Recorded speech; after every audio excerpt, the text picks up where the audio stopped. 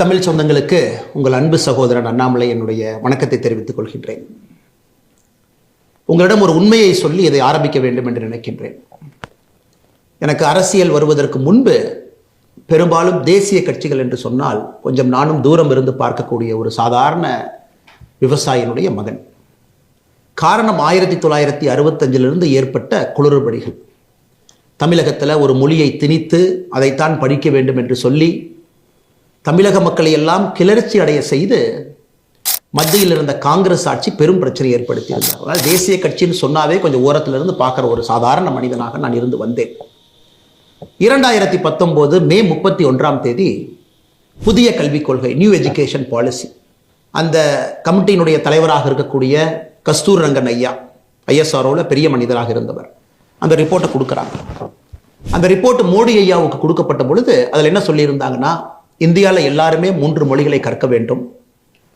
முதல் மொழி நம்முடைய தாய்மொழியாக இருக்கணும், தமிழகத்தை பொறுத்தவரை தமிழ் மொழியாக இருக்கணும். 2வது மொழி ஆங்கில மொழியாக இருக்கணும். 3வது மொழி கட்டாய ஹிந்தியாக இருக்க வேண்டும் என்று மே 31, 2019 கொடுக்கப்பட்ட ரிப்போர்ட். அது மோடி ஐயாவுக்கு வந்தோடனே கேபினெட்ல மோடி ஐயா வச்சு இது ஏற்புடையது அல்ல, 1965 இதே தான் ஓடிட்டு இருக்கு, 68 புதிய கல்விக் கொள்கையாக இருக்கட்டும், 86 வந்த அடுத்த கல்விக் கொள்கையாக இருக்கட்டும், எல்லாத்திலும் இதே பிரச்சனை தான். ஆனால் நம்முடைய புதிய கல்விக் கொள்கை என்பது மாறுபட்டு இருக்க வேண்டும் என்பதற்காக பாரத பிரதமர் நரேந்திர மோடி அவர்கள் ஜூன் 3 2019 இந்த கமிட்டி கொடுத்த ரிப்போர்ட்டை மாத்துறார். 3 மொழிகளை கற்க வேண்டும், உண்மைதான். காரணம், உலகம் மாறிவிட்டது, முன்னேறி கொண்டிருக்கிறது, எல்லாரும் நிறைய மொழி தெரிஞ்சுக்கிறாங்க. முதல் மொழி தாய்மொழி தமிழா இருக்கட்டும், 2வது மொழி ஆங்கிலமா இருக்கட்டும், 3வது மொழி கட்டாய ஹிந்தியாக இருக்கக்கூடாது. இந்திய மொழிகள்ல உங்களுக்கு பிடிச்ச ஏதோ ஒரு மொழியை கத்துக்குங்க. அதாவது ரிப்போர்ட் கொடுக்கப்பட்டது கட்டாய ஹிந்தி மொழி. காரணம் 68 அப்படித்தாங்க, அப்ப இருந்த கல்விக் கொள்கை அப்படித்தான், ராஜீவ்காந்தி ஐயா காலத்துல வந்த 2வது கல்விக் கொள்கை அப்படித்தான். ஆனா மோடி அவர்கள் அதை மாத்தி 3 மொழி கத்துக்குங்க, தமிழ் மொழி கத்துக்குங்க, ஆங்கில மொழி கத்துக்குங்க, பிடிச்ச ஒரு இந்தி மொழியை கத்துக்குங்க, மலையாளம் கத்துக்குங்க, தெலுங்கு கத்துக்குங்க, கன்னடம் கத்துக்குங்க, எந்த மொழி பிடிக்குதோ, ஹிந்தி பிடிக்குதோ அதையும் கத்துக்குங்க என்று சொல்லித்தான் இது வெளியே வந்துச்சு. என்னுள்ள அது தனிப்பட்ட முறையில் ஒரு பெரிய ஒரு மாற்றத்தை ஏற்படுத்தியது. ஒரு மத்திய அரசில் இருக்கக்கூடிய பிரதமர், தமிழ்நாட்டை சாராதவர், குஜராத்தை சார்ந்தவர், 5 ஆண்டு காலம் வெற்றிகரமாக ஆட்சியை நடத்திட்டு 6வது ஆண்டில் அடியெடுத்து வச்சிருக்கிறாங்க 2019.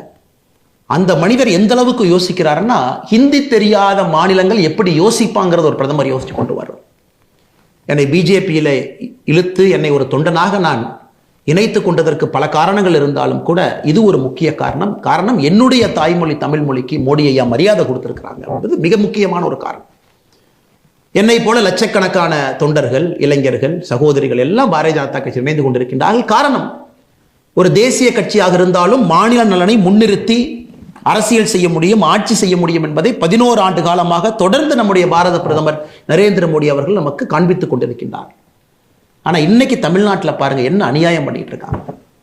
அதே பழைய பஞ்சாங்கத்தை அப்படியே தூக்கிட்டு வர்றாங்க. 1965 பஞ்சாங்க மாடல், அந்த பஞ்சாங்கத்தை அப்படியே ஓபன் பண்றாங்க. ஐயோ ஹிந்தி மொழியை திணிக்கிறாங்க, நாங்க ஆர்ப்பாட்டம் பண்ண போறோம். எப்படி ஹிந்தி மொழியை திணிக்கிறாங்க? ஹிந்தி மொழியை யார் திணிக்கின்றார்? 3 மொழி படிக்க வேண்டும். காரணம், உலகம் ஃபுல்லா படிக்கிறாங்க. தமிழ்நாட்டினுடைய ஸ்டாட்டிஸ்டிக்ஸை பாருங்க ஐயா. அரசு பள்ளியில படிக்கக்கூடிய மாணவர்கள் 52 லட்சம், தனியார் பள்ளியில படிக்கக்கூடிய மாணவர்கள் 56 லட்சம்.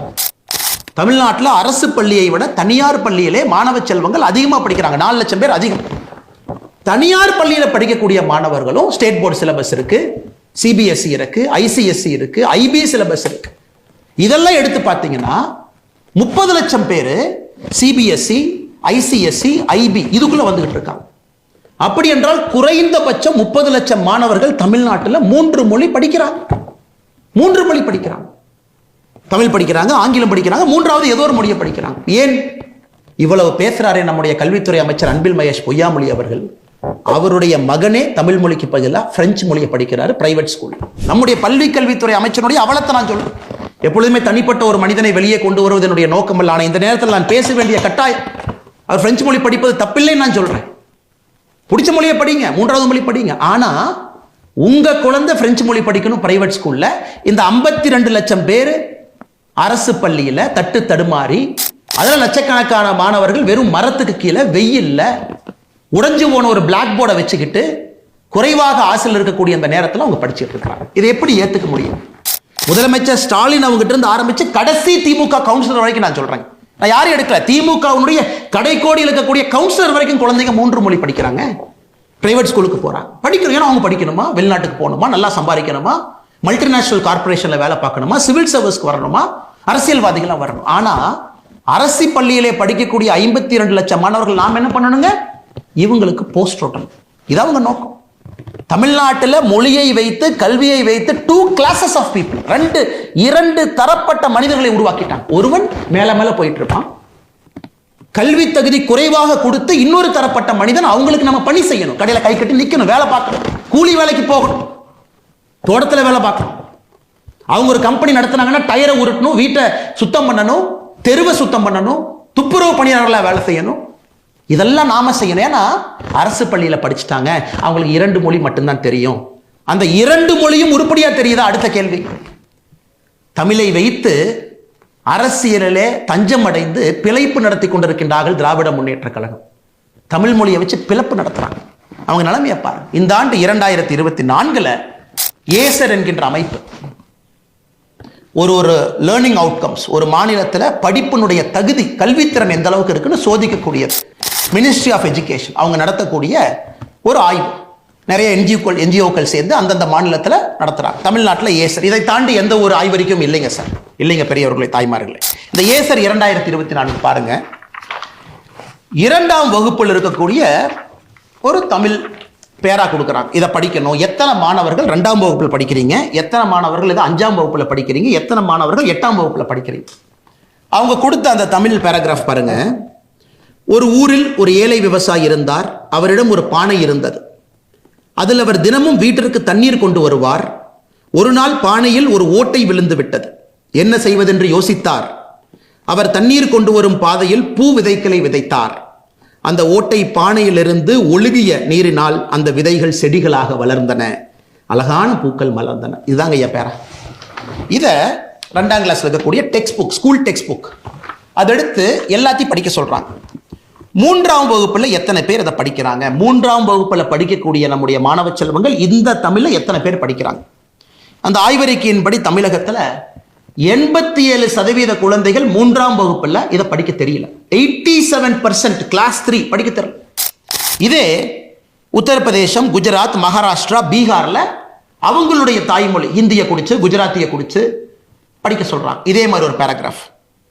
ஸோ உத்தரப்பிரதேசில் எடுத்துக்கிட்டீங்கன்னா 27% படிக்கிறாங்க. அப்ப என்ன அர்த்தங்க? 27% படிக்கிறாங்கன்னா 73% படிக்க முடியல. தமிழகத்தில் 87% படிக்க முடியல.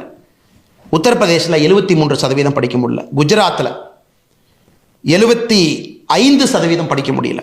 மகாராஷ்டிராவில் 63% படிக்க முடியல. பீகாரில் 80% படிக்க முடியல. 3ஆம் கிளாஸ்ல இருக்கக்கூடிய பையங்க அவங்க தாய்மொழியில் ஒரு பேரா படிக்கணும். தமிழகத்தில் 87% குழந்தைகள் 3ஆம் வகுப்புல 2ஆம் வகுப்பினுடைய பாடப்புத்தகத்தில் இருக்கக்கூடிய நாம் படிச்ச இந்த தமிழ் பேராவை படிக்க முடியலைங்க ஐயா. சரி, இதே பேராவை 5ஆம் வகுப்பு குடிச்சு படிக்க சொல்றாங்க. 5ஆம் வகுப்பு அரசு பள்ளியில் இருக்கக்கூடிய மாணவனை படிக்க சொல்றாங்க. தமிழகத்தில் 5ஆம் வகுப்பு படிக்கக்கூடிய அரசு பள்ளி மாணவன் 63% பேர் அது படிக்க முடியும். 5ஆம் வகுப்பு மாணவன். இதை 8ஆம் வகுப்பு மாணவனை கொடுத்து படிக்க சொல்றாங்க.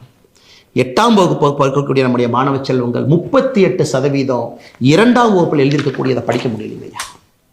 இதான் நீங்க தமிழை வளர்த்துற லட்சணமா? இருமொழி கொள்கை தோல்வி அடைந்து விட்டது நீங்க ஒத்துக்க மாட்டீங்களா? இருமொழி கொள்கையில ஜெயிச்சவை யாரு? திமுக காரன். ஜெயிச்சவை யாரு? திமுக கட்சியில் இருக்கக்கூடிய கவுன்சிலர்ல இருந்து முதலமைச்சர் வரைக்கும் நீங்க ஜெயிச்சிட்டீங்க ஐயா. நீங்க நல்லா ஜெயிச்சிட்டீங்க. உங்க குழந்தைங்க எல்லாம் தனியார் பள்ளி 56 லட்சம் பேர்த்துல எங்கேயோ ஒருத்தரா இருக்கிறாங்க. பிரெஞ்சு, ஜெர்மன், டச் எல்லாம் படிக்கிறாங்க ஐயா. சென்னையில் டச் எல்லாம் இருக்கு. டச் மொழியில் படிக்கிறாங்க. அரசு பள்ளியில் இருக்கிறவங்க மேல வரக்கூடாது. they are a class of people who have to work for this particular class. Karl Marx எப்பவோ சொன்னது தமிழகத்தில் மாத்தி எப்படி இருக்கு பாருங்க. ஒரு தலைப்பட்ட சமுதாயம் மேல் நோக்கி செல்லும், கல்வி திறன் குறைவாக கொடுக்கப்பட்டு வளர்க்கப்பட்ட சமுதாயம் அவர்களுக்கு ஊழியம் செய்வதற்காக கீழ் நோக்கி செல்லும் அப்படிங்கிறத தமிழ்நாட்டை தவிர எங்கேயுமே உதாரணம் இல்லை. முதலமைச்சர் வெட்கப்பட வேண்டும். ஒரு பொய்யை சொல்லி பிழைப்பு நடத்தக்கூடிய முதலமைச்சர் வெட்கப்படும். ஹிந்தியை கொண்டு வருகின்றோம் என்று யார் சொன்னாங்க? பிரதமர் மோடி அவர்கள் ஹிந்தியை கொண்டு வர மாட்டோம் என்று சொன்ன பிரதமர் அவர்கள். நீங்க காங்கிரஸோட கூட்டணி 2004 14. அப்ப இந்தியாவுடைய கல்விக் கொள்கை எப்படிங்க இருந்துச்சு? இந்தி 3வது கட்டாய மொழியா இருந்துச்சு. 2019 ஜூன் 3ஆம் தேதியிலிருந்து பிரதமர் அவர்கள் வரைவறிக்கையை மாற்றிய பிறகு கம்பல்சரி ஹிந்தி கிடையாது, 3 மொழி படிங்க, பிடிச்சத 3வது மொழி படிங்க. எனக்கு இதை வச்சு அரசியல் கட்சி எப்படியெல்லாம் வியாபாரம் பண்றாங்க பாருங்க. என் கையில் ஒன்று இருக்கு பாருங்க ஐயா. பேரறிஞர் அண்ணாதுரை ஐயா அவர்கள் 1967 ஏப்ரல் மாசத்துல கணையாளி அப்படிங்கிற நம்முடைய தமிழ் பத்திரிகைக்கு பேட்டி கொடுக்குறாங்க. தமிழகத்திலே நாங்கள் மும்மொழி கொள்கையை ஏற்றுக்கொள்கின்றோம். எப்பொழுது என்றால் இந்தியாவில் இருக்கக்கூடிய மற்ற மாநிலங்களும் மும்மொழி கொள்கையை ஏற்றுக்கொள்ளும் பொழுது நாங்களும் ஏற்றுக்கொள்கின்றோம். இது யார் சொல்றாங்க? பேரறிஞர் அண்ணாதுரை ஐயா சொல்றாங்க. இன்னைக்கு இந்தியாவில் பக்கத்து மாநிலம் கேரளாக்கு போங்க ஐயா, 6வதுலேருந்து 12வது வரைக்கும் ICT syllabus, computer syllabus, Tamil text book இருக்கு, மலையாளம் இருக்கு, இங்கிலீஷ் இருக்கு, தமிழ் இருக்கு, பக்கத்தில் முன்னேறிட்டு இருக்காங்க. ஏன் கோபத்தோடு பேசுகின்றேன், ஏன் ஆற்றாமையோடு பேசுகின்றேன்னா இந்த மாணவ செல்வங்களுடைய வாழ்க்கையை கூட போட்டுட்டு இருக்கிறீங்க.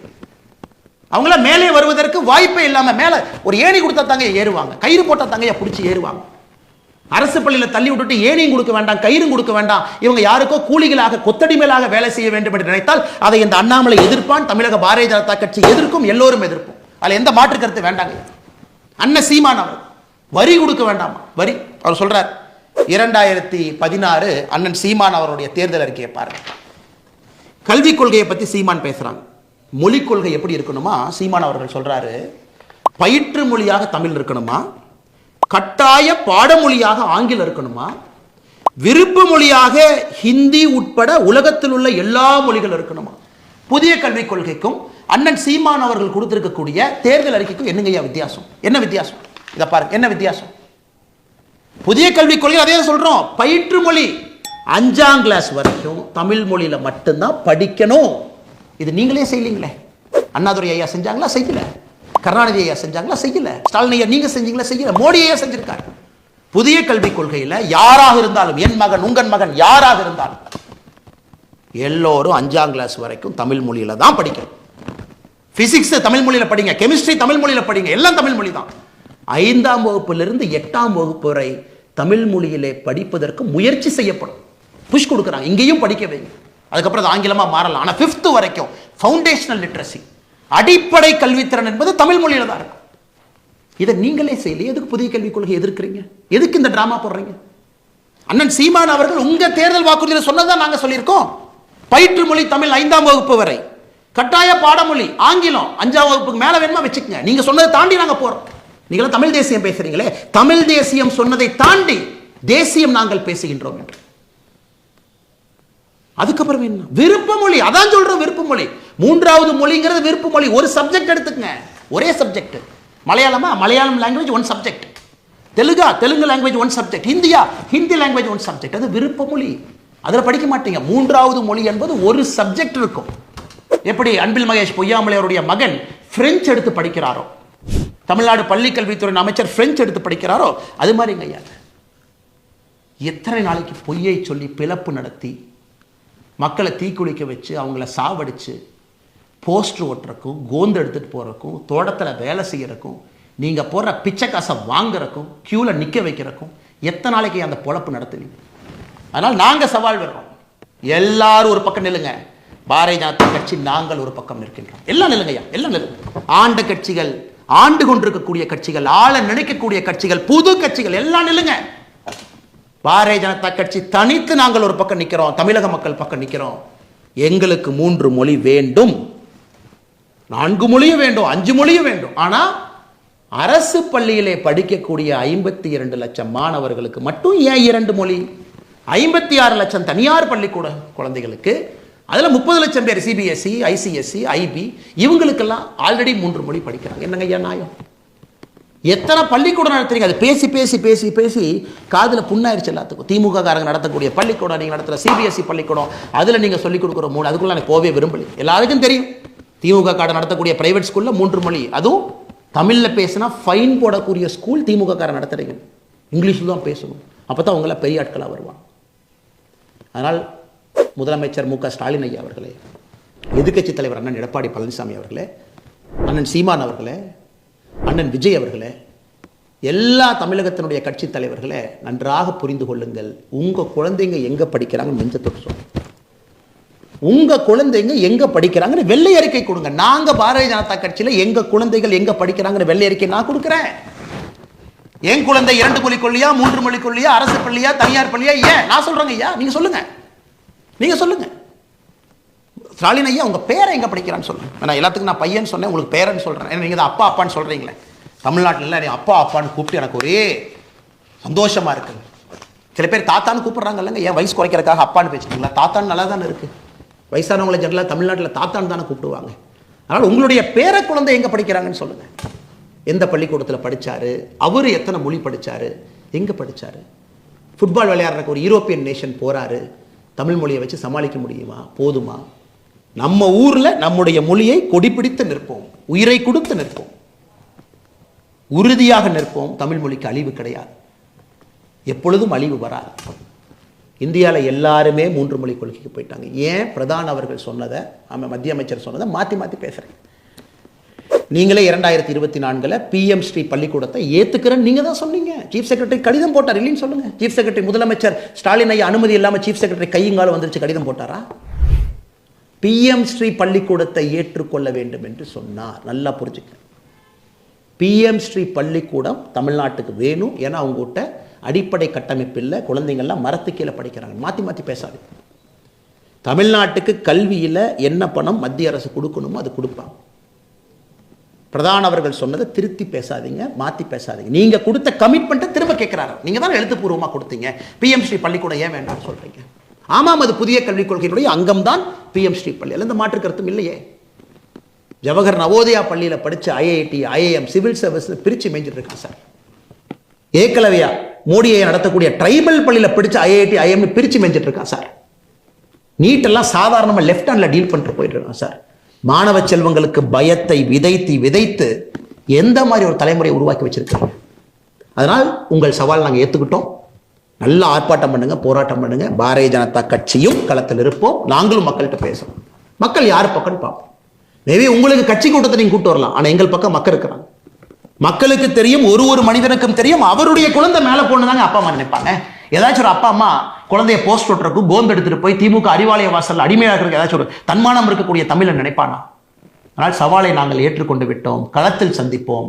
நான் 3 மொழி கொள்கையை ஆதரித்து களத்தில் நிற்கப் போகின்றேன். பாரதிய ஜனதா கட்சி நிற்கும். எங்க தலைவர்கள் தொண்டர்கள் எல்லாம் நிற்பாங்க. பட்டி தொட்டி எல்லாம் எடுத்துட்டு போறோம்.